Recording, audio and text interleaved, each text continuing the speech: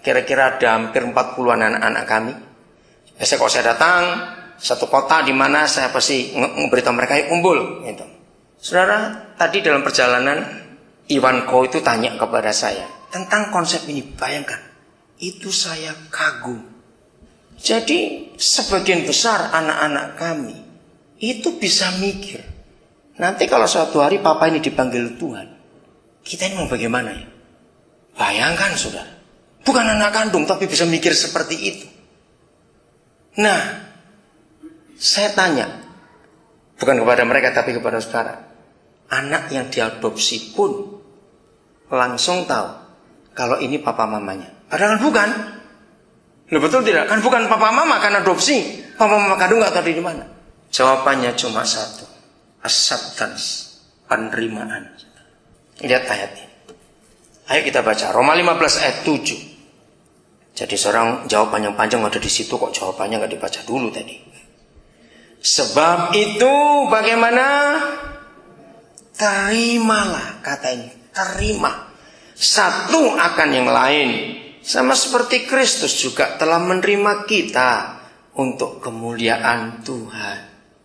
Nah, penerimaan apa adanya itu standarnya jelas. Seperti Yesus Kristus Tuhan kita menerima kita untuk kemuliaan Bapa di surga. Saya ambil contoh yang nggak baik, tapi jangan saudara rasa geli ya.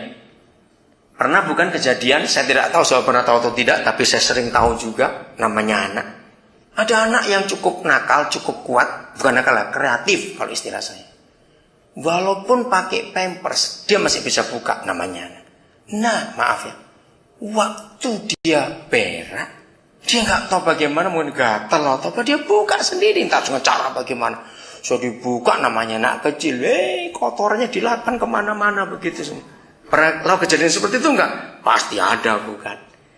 Saya tanya kepada saudara, apa bedanya antara babysitter dan mamanya waktu melihat bayi itu kotoran dari kepala sampai kaki penuh semuanya?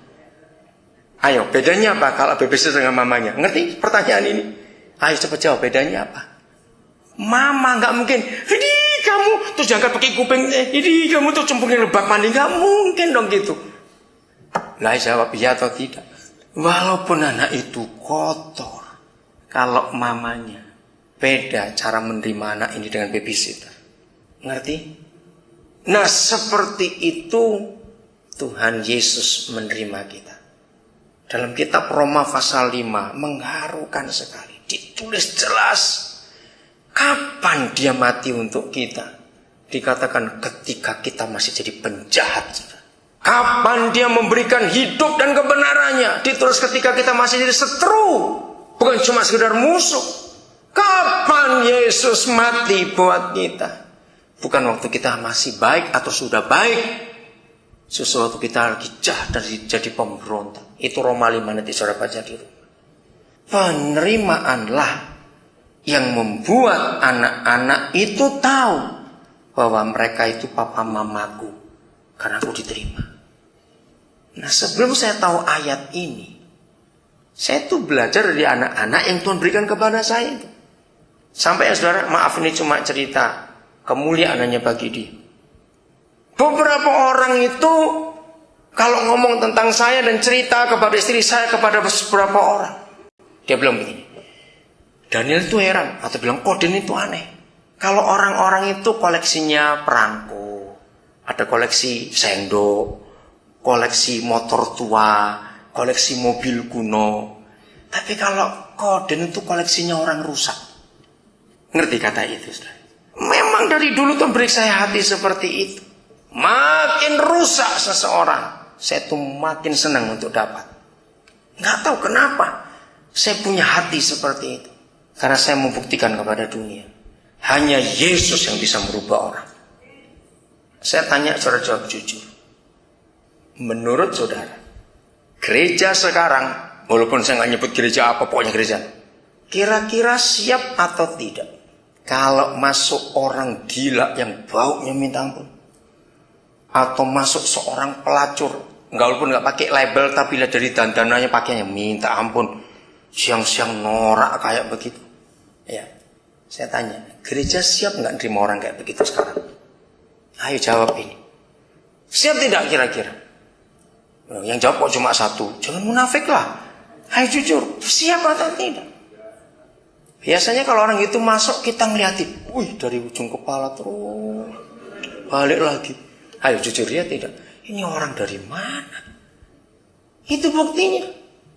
Jadi untuk bisa mewakili Papa di surga di dunia ini, pakai cara satu ini. Terima orang itu apa adanya. Sebagaimana Kristus Yesus telah menerima kamu untuk kemuliaan Tuhan. Saudara betul ingat, waktu Yesus terima kita pakai syarat enggak? Tuhan, aku datang minta ampun, Tuhan aku berdosa, aku begini. Baik Daniel, percobaan 3 bulan. Kita atau tidak? Jawab, tidak. Atau bilang, aduh baumu, dari mandi dulu kah?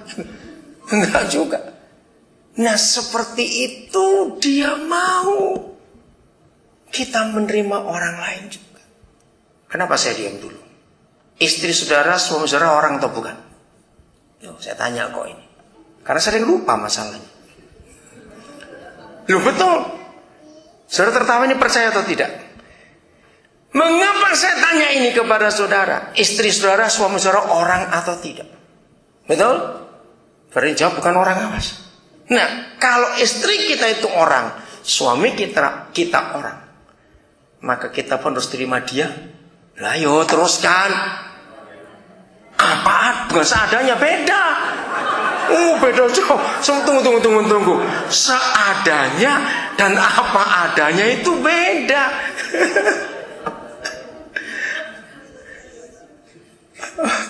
Saudara, kita harus terima ya apa adanya dia. Karena Yesus Tuhan menerima kita juga seperti itu.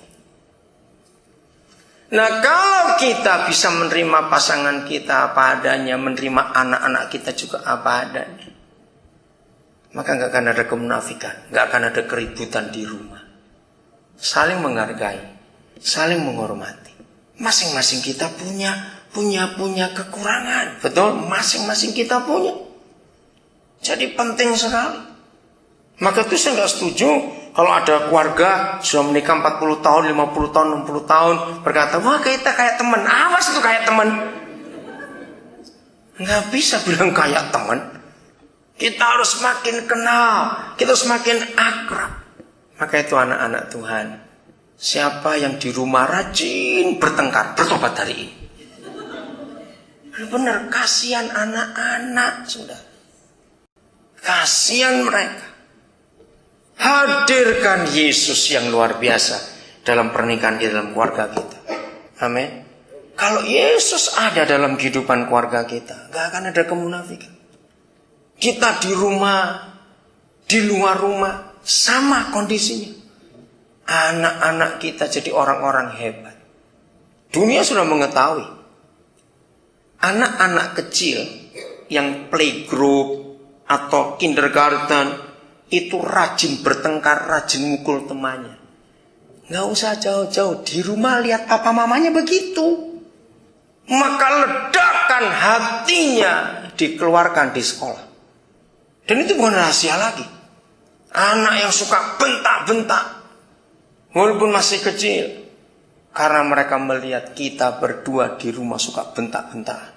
Dan anak mengikuti. Maka itu penting sekali kita enggak munafik dalam hidup kita. Kita menjaga hubungan kita. Tetap saling mengasihi. Kita tidak menuntut satu dengan yang lain. Suami istri, kerjakan itu. 2 Korintus 5 mulai ayat yang ke-18.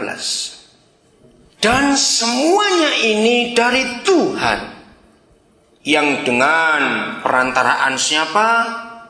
Kristus.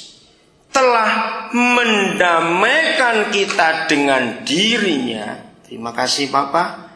Yesus Tuhan yang mendamaikan kami dengan dirimu. Sehingga kita bukan lagi musuhnya. Itu maksudnya. Dan garis bawahi ayat ini, simpan, renungkan, dan pakai dalam hidup sehari-hari. Dan yang telah mempercayakan